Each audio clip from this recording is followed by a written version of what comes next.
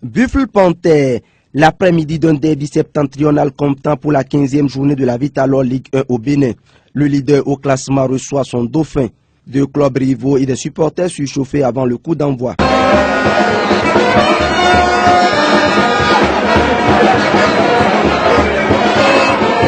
Les Panthères de Djougou, habillés ici en jaune et noir, veulent laver l'affront de la saison dernière où ils ont été battus 3-0 à l'aller et 2-0 au match retour. Très tôt, les deux formations montrent leur intention avec un impact physique digne d'un derby.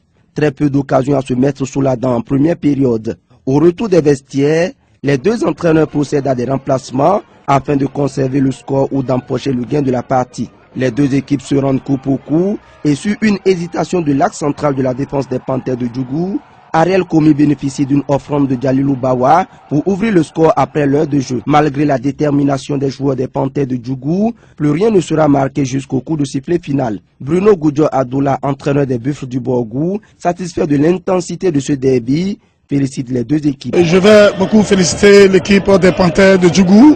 Vraiment, ils ne sont pas venus regarder les supporters de Parakou. Ils sont venus arracher vraiment les 3 points.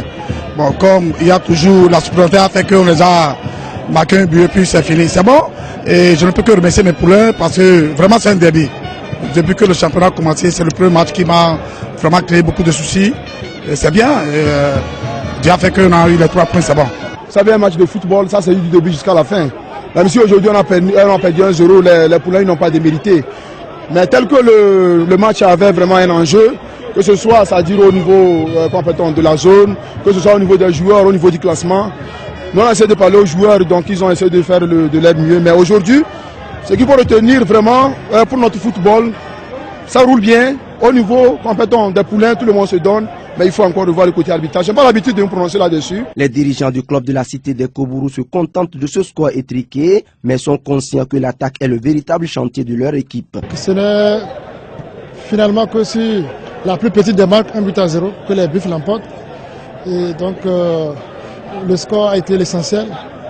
Sinon que les deux équipes, c'est vrai, les deux équipes du côté Buffle, le ballon a circulé. Mais comme nous le prévoyons, on a encore souffert de notre attaque.